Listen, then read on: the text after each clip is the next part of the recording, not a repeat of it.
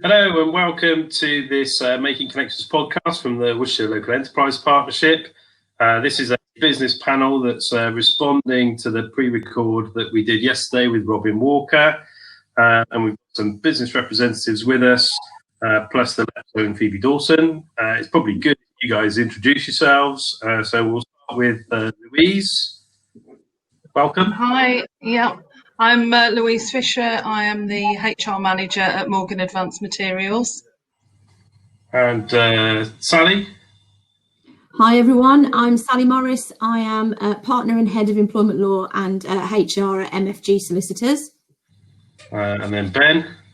Hi, I'm Ben. I'm the director of Hewett Recruitment. I'm also on the board of the Chamber of Commerce, and I chair the Future Skills Board for the Worcestershire Local Enterprise Partnership. Okay, and finally Phoebe.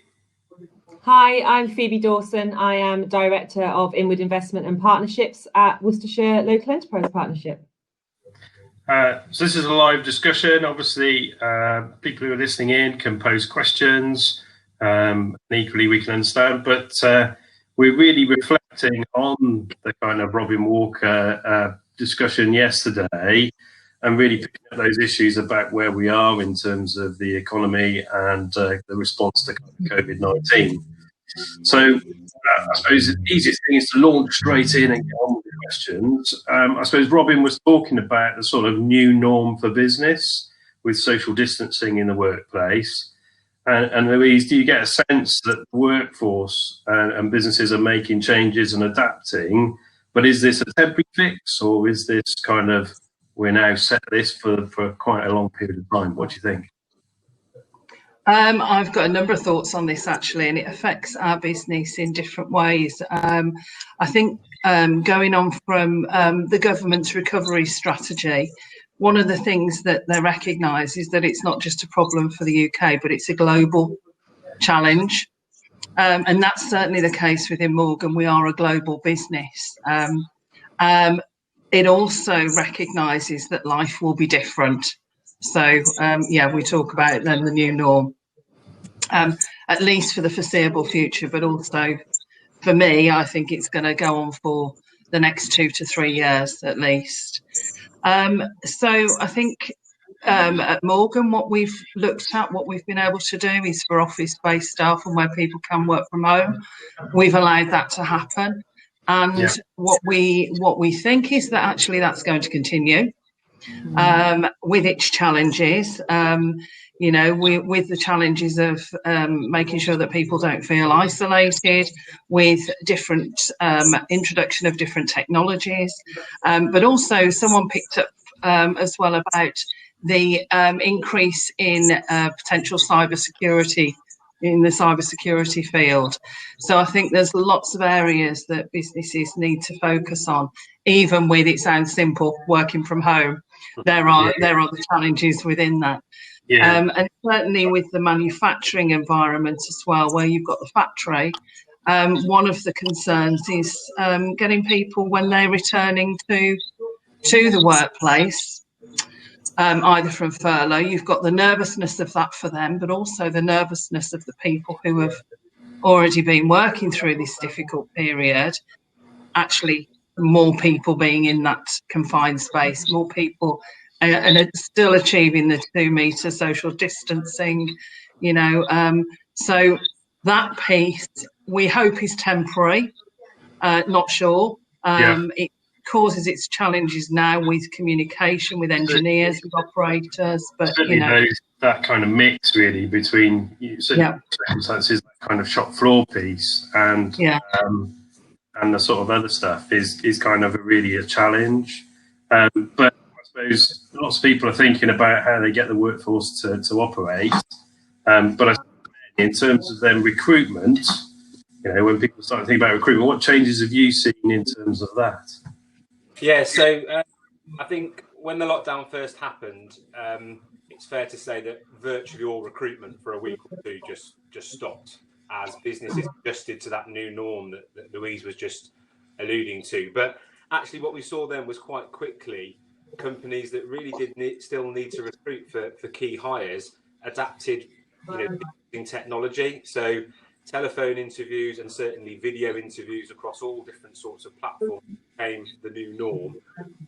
In many cases, a complete recruitment process using technology right through to induction and onboarding new employees using technology, and they were going straight into a remote working environment. Obviously, it was different for some businesses and some sectors because, as Louise has just alluded to, manufacturing wise, sometimes it's about actually being there on site for the role, and you still kind of need that final face-to-face interview. But even then, you could get the recruitment process right through to that final stage, and then it could be managed safely, obviously, for people to go through to that final face-to-face piece. And I think it's fair to say that some businesses were better prepared and quicker to adapt to it, particularly ones within the tech sector who were maybe more accustomed to working in this kind of agile and remote way. But actually what we've seen is, I think this could be the new norm as well from a recruitment perspective, because it's actually quite efficient. When you stop having to try and arrange for people to take time off work, perhaps to have a whole half day off work just for an interview, they find time in their day for a half an hour or an hour video chat or telephone call. So you're actually able to kind of move the recruitment process along. And we've adopted it ourselves as well. We didn't want to lose the value when we see candidates for our clients. So we've moved to virtual interviews, and Okay. always little hiccups. So you can see that different ways of adapting. I suppose it is about risk assessment, isn't it now? Really, and I suppose as businesses start to go back, they'll start to think about how they do that with a kind of risk assessment approach. But sort of reviewing that, what do you think? I think that. Can I? I'm going to add one more thing. Sorry. We'll come back to you both in a minute. Go, Sally. It's obviously we all know that it's a legal requirement to provide a safe working environment for your employees, and now more than ever those risk assessments are vital. One thing that employers really need to think about is not just risk assessments in the workplace, but risk assessments for home working. Some things that companies might have missed. We were all rushed to get everybody set up at home, and in doing so may well have forgotten that actually we're obliged to carry out those risk assessments for people in their home as well. So that's something that they should be thinking about. We should be consulting with the staff about these risk assessments. You can't do it on your own. You've got to involve the staff in them, and you've got to involve the unions if you're unionised. We know that's to identify hazards and risks, and really each risk assessment will need to vary in terms of the type of business that you've got. It will need to vary throughout your business because you'll have different elements being carried out throughout the business, which means you must have different risk assessments. The HSC have been brilliant. They've produced some templates and guidance on COVID-19 risk assessments, so you can have a look at those and work out what's going to work for your business. And in terms of reviewing them, really it's been recommended that you should review your risk assessments annually. I'm sure you'll support that, Louise. Yes. But I think with COVID-19, I think you're going to have to do much more than that. It's going to have to be much more regular. And the reason for that is due to a number of factors. The government's guidance is changing, and it changes quite regularly. You need to adapt your business and change your risk assessments and review them each time. Your work may be changing. You may be going into different markets that you weren't previously operating in and doing new work. Again, risk assessments come into play there. If you've got people doing different work, you've been operating on skeleton staff, you might have been changing duties, getting people to do things that they wouldn't have done before. Again, think about vulnerable workers, those workers that weren't doing that work before, and whether a risk assessment's required. And numbers returning, we're talking about people coming back to work. As soon as those numbers start to change, again, the risks change, and you've got to look at your assessments. Obviously, you might have different categories of workers coming back. If you've got some vulnerable workers coming back, I'm not necessarily talking about the clinically vulnerable workers, but I'm talking about those that perhaps aren't on the list of people that receive the letter. Again, you need to work closely with them on risk assessments to make them feel safe about coming back to work. And of course, I'm thinking really, those are just some of the changes that would mean you need to look at, but you might want to review them monthly. Louise, I don't know if you've got any thoughts on that, but I think monthly probably at the moment is what you should be doing. Yeah. And remember, the government's expecting that if you've got more than 50 employees, you should be publishing your risk assessments on your website. So if you're not doing that, you really need to start thinking about that. And by doing that, it's actually giving assurance to your employees. assurance to the visitors and, you know, the delivery people that are coming into your workplace. It's giving them the assurance that you're doing everything that you should be doing. Yeah. Lots of nods there. Go on, Louise. Yeah, no, I totally agree with everything and more. And I think one of the things that from that as well, which I was thinking through, was the mental health piece. You know, risk assessment in regards to that, and that's working from home, wherever you're working from, basically. But picking up on your first point, I think you're absolutely right. When, you know, we've shipped people out to their homes with perhaps inadequate, well, no desk, kitchen table, even the end of the bed on some occasions I've seen. You know, so I think it's really important that actually, if this is becoming the new norm, or it carries on for much longer, then we have to address that, because we're looking at longer term health problems, if nothing else. Yeah, and Ben, you had a point on risk assessments, certainly amongst the Hewett clients. Yeah, I think that just tapping into what Sally was saying, really, is that's the next challenge for businesses that are recruiting, is that the whole situation about onboarding and everything has changed. And other businesses, their next challenge will be juggling not just that new recruit, but combining that with those people that, as you say, are returning to work and making sure they do that, you know, effectively. And I think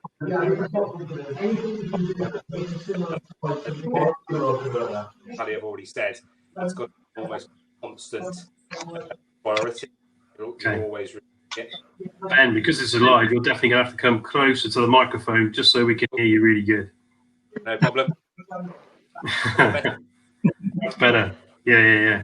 And Ben, in terms of then the discussion with Robin, it certainly then went on from that kind of risk assessment, vulnerable workers piece to very much kind of Worcestershire's tourism offer. And I suppose, you know, lots of people, holidays have sort of been cancelled to abroad. But I suppose it is Worcestershire, with your chamber hat on, a great place to kind of, and are we geared up for the tourists here in the county? Yeah. Well, I'm Worcestershire born and bred, so I'm a big fan of the county as a place to work, live and play, so to speak. I think there's been a huge amount of work done in recent years around things like Worcestershire and the Worcester bid, and obviously people know the work that's gone into that in recent years to make sure we're right up there as a destination. I think we all know as well that there's going to be priorities has got to be around tourism, leisure, hospitality, because that is an industry that's been hit significantly by the impact of coronavirus. And I suppose what I'd say is really a little bit of a reach out to everybody, businesses and individuals alike, to do what they can to kind of get behind Worcestershire and help promote it as a place for people to come and enjoy. So there's initiatives like Worcestershire where businesses can really promote Worcestershire and put it out there on the map. And then we can all do our bit by buying local and being local and going enjoying ourselves, what we've got on our doorstep. If we can't, you know, jump on a plane this summer, you know, you've got Malvern Hills as one example, which I know people have been enjoying during the lockdown, and more that continue really. So yeah, good stuff. And Phoebe, I'm kind of drawing on not just your inward investment job now, but certainly your previous work, you know, in the county. What do you think, sort of? Kind of either nationally or locally, the support we need to put in place in terms of recovery of that tourism industry? I think it's twofold, really. I think direct support to the venues and the attractions themselves in terms of sort of compensation for loss of revenue and income, and also, you know, the expenses. They're an expensive thing to keep open, even when they haven't got visitors. And you need to, you know, people still need to be going in and tending to gardens and things like that. And I think that needs to be really considered. And then also there's been a lot of costs attached to implementing the social distancing, you know, making sure that the signs and things are correct. So any sort of anything that they can get in terms of grants or support from government, I think would be greatly appreciated. And then I think clear messaging from government as well, so that to ensure that people do feel safe to return. And I think there's understandably people are nervous about going to places where there's crowds and things. So they're going to want some reassurance that they are safe to do so. And I think that's really important. I think it's really clear that a lot of our tourists, and I'm actually going to bring in sort of culture here as well. So you think about our theatres and things like that.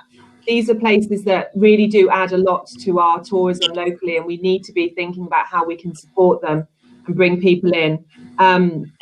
They're going to have to limit their visitor numbers essentially initially, and quite often these places aren't really making any sort of large profit. So we need to make sure that that where we can go out and we can support them, we do so. Limiting visiting numbers is going to impact them significantly, and I think touching on something that was just brought up earlier, you know, the BBC News is full of it today. Are they going to make the 2 metre distance down to the 1 metre distance? This sort of feeds into the point I'm making about the clear guidance. If they take that down to 1 metre, that's fine. I don't, you know, but we need to think about how quickly we get that message out there, because I imagine there's many businesses out there that will have paid for signage that is based around a 2 metre social distancing rules and things, and you know they're going to have to make sure that they can adapt that quite quickly. I think that bit's a really important point. I think it'd be good to get the panel's view in terms of if 2 metres goes down to 1 metre social distancing, what would that mean in, let's go with Ben first, in terms of Hewett's circumstances, what would that change?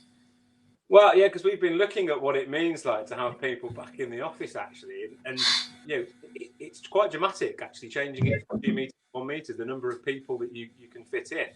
And just anecdotally speaking to a lot of our clients, some of the ones that have actually continued to work throughout the lockdown have done so, particularly manufacturers, by reorganising their shop floor to adhere to 2 metres. And in some cases, where they've turfed out the office staff and got them working from home, even use those spaces as production areas. Now, I was speaking to one a couple of weeks ago that said, do you know what, if we had to try and bring our office staff back in, we actually wouldn't have the physical footprint to have everybody on site and be productive. So the change from 2 metres to 1 metre for an organisation like that could have a huge impact on what they are able to do moving forward. Yeah, and then Sally, from a kind of legal point of view, that the 1 metre, what does that do in terms of restart, recovery, all the employment pieces that obviously we've been spending our time advising companies? What does that really do for us? I think it puts you back into your risk assessment. I mean, again, it's going to immediately trigger the need to do risk assessments based on 1 metre distancing, and then looking at working out how you can make your workplace actually logistically and physically work to deliver your services, to deliver your products within that time. You know, at the end of the day, we've all just adjusted to 2 metres. If it were to change now straight away to 1 metre, I think we'd all again go into blind panic trying to order signs, as Phoebe says, set out, you know, markers on the floor, exclude areas, etc., etc. So I think it would just be another logistical employment nightmare just to make sure that you're accommodating people. And as Ben said, you know, there may be some circumstances where it may not work. Yeah. And for you, Louise, in terms of the 2 metres to 1, what would that do to more? I think there's a couple of things there, actually. The cost in all of these adaptations that we're talking about, we've already, as businesses, spent a huge amount on PPE. So to change things would be costly for some businesses. But also thinking of the people are still nervous. Yeah. You know, they are still nervous. They're still, when you go to the supermarket, you'll get some who are just kind of going along as though the world hasn't changed, nothing's happened. But actually, the majority of people are still nervous and will continue to be for some time. How do they really feel about working within, you know, when this social distancing is reduced? It'll be an interesting one. How do you think sort of those retail high street stores are really going to cope with, obviously opening on Monday? Well, you can kind of see that. What's your view? I think people are quite, you know, I don't think anyone's expecting government to rigidly stick to something, say something and then rigidly stick to it, because this is something that is completely, you know, we haven't gone through this before. I think certainly in terms of the high street and other businesses, it's about timely notice. So if there are going to be changes, let's not make the announcement on a Thursday for a Monday start or something. Because, you know, I think the expectation then from the public will be, well, I can go into this shop and be a metre distance, but actually the shop might not be ready to to provide that yet, and they still might be saying to these businesses, you're going to need to, so the customers, you're going to need to wait outside. We haven't made the adaptations that we need to. And I think that would probably be the message we're getting certainly from the high street retailers I've spoken to. Okay. And Ben, do you certainly see that kind of businesses changing, the high streets changing? Has it accelerated some of that? I should say so. I mean, I'm no retail expert, but what was clear from what we saw in lockdown from our client base was that those businesses who somewhere in their demand, should we say, chain relied on retail footfall, but they saw a dramatic decrease in demand, whereas some businesses actually flourished because they were online and everyone in lockdown was ordering everything online, and they saw a real boost in things.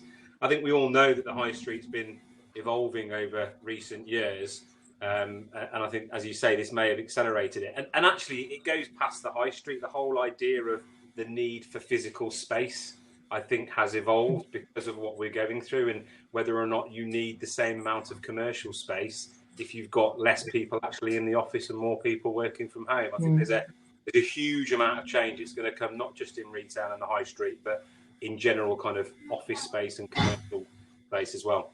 Yeah, and that the sort of way communities are starting to change and work, I suppose, Sally, in terms of the school kind of returning, not returning, but that kind of bringing, kind of the schools and the social distancing, and then allowing employers to bring people back is sort of all part of this challenge as well, as we're having to kind of flex in different ways. You've got some client base? I think the return of schools will assist massively in getting parents back to work. Inevitably, that's going to assist, but it's also going to bring with it lots and lots of challenges. There may be the risks of reintegrating children together, but do those outweigh what the needs of the parents and the children are? I mean, ultimately, the children need to be back in a social environment with their friends and learning. And for parents, they need to get back to work, and businesses, there's this kind of very difficult period at the moment where businesses are trying to restart and get people back in, but childcare is proving to be quite a difficulty for people being able to do that. And I think, that's going to result in some HR disputes. Louise, I'm sure you'll agree. I'm certainly advising lots of clients on these difficult areas where the business is saying, we need you back. And they're saying, well, I'm not ready to send my child back, or the child can't go back because they're not in years 1 or 6. So, those are really, really difficult. Inevitably, we've got to try and move towards the position of getting as many children back to school. But the announcement, I think it was yesterday or the day before, looking at this being into September and maybe later than September, means that businesses now are going to have to adjust the fact that it's probably likely that, people are going to be working from home with childcare for a lot longer. The announcement of the social bubble last night probably may assist with that, because obviously you can draw on other households now to connect to one other household that could help with childcare. But I think businesses really need to understand that, that the parents are in this difficult position of having no legal obligation to send the kids back. The schools have no legal obligation to enforce the parents to send the children back. So it's likely that parents will say, well, I don't want to take the risk. I don't want my child going back. And they will end up not being able to go into the workplace, which is going to make things quite difficult for recovery and restart. So you can see a real issue there. Plenty of nods in terms of, there's an issue, and how do we work around some of that? I suppose we're looking at the LEP is also very much about sort of the apprenticeship piece. And I think what's been good to see is apprentices look like they're finishing off most of their qualifications, but then because you sit on the Future Skills Board and lead lots of our work with schools and business and those relationships, what's your sort of view on the apprenticeship piece right now? I think, as with the labour market and employment in general, the true scale of the impact will only really be seen once the furlough scheme starts to move away, and that financial support isn't there. At the moment, the apprenticeship numbers have actually kind of stayed pretty steady, but we think that's probably due to the support of the furlough scheme. I think that the impact will be in the next kind of academic year in terms of new starters, and that's where there is a genuine concern, because businesses will have financial constraints that might preclude them from taking on an apprentice, and depending on the size of their geographical footprint, there might be issues around social distancing and everything in terms of how many people they can actually have in. I think where the support needs to come in is we need to make sure that FE colleges have got the support they need, actually, because they may see an increase in students because of those that cannot take up any apprenticeships.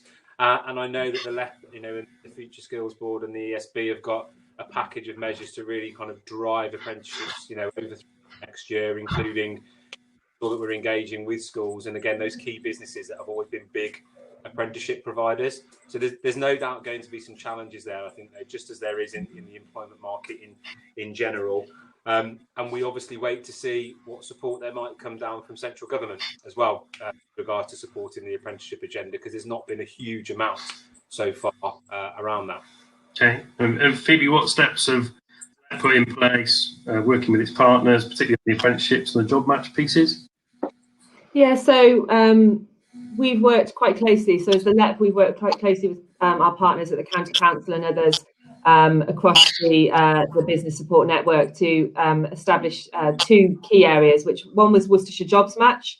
So that was launched in May, and that's basically to support employers who are either expanding or retracting in size.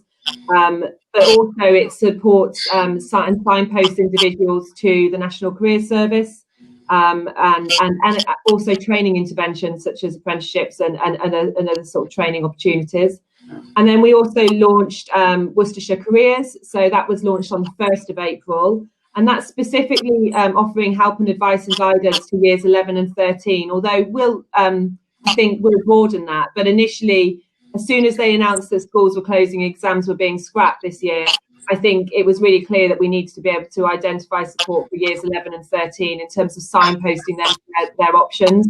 And there's going to be some webinars coming up in July that's on the Worcestershire Careers website, which will be there to specifically help those year groups make those really important decisions that they're going to have to make. And really, I think it's, just building on the apprenticeship piece, I think it's really clear to me that we need to consider the impact on our next generation coming through.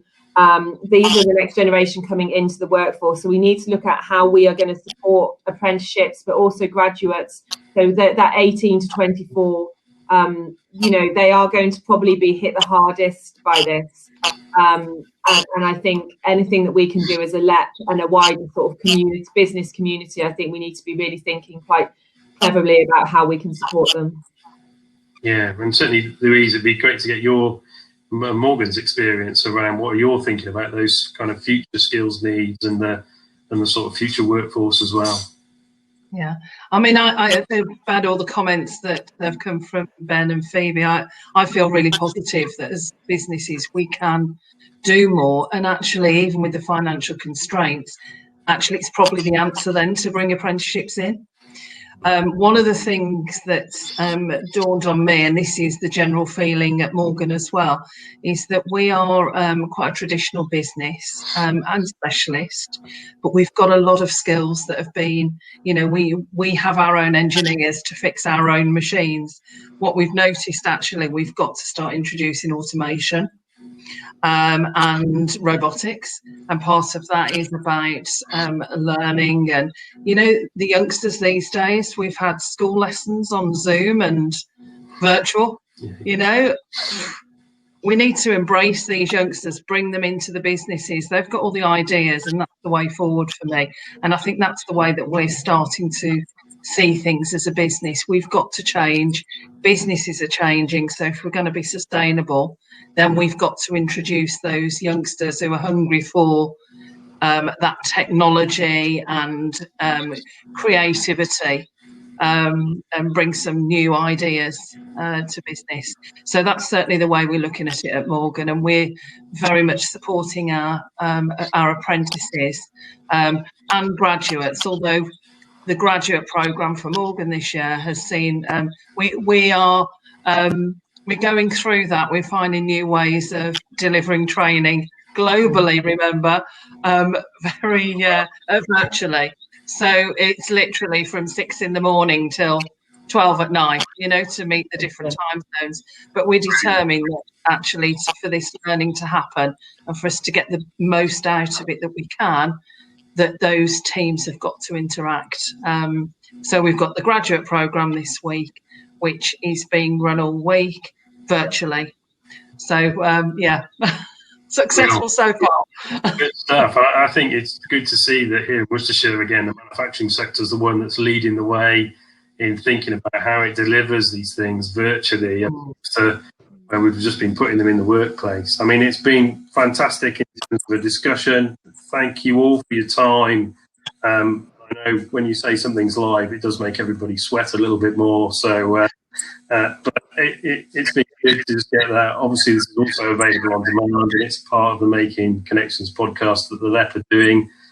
It's also given us a few more nutty issues that as we work through the process of kind of economic restarts, that we're very much into, how do we get people back into work? How do we kind of train that workforce? And if social distancing does change from 2 meters to 1 meter, then more adaptation and more risk assessing and more working through making sure we're the right side in terms of as much as we can be of the kind of legal implications of that. But thank you all.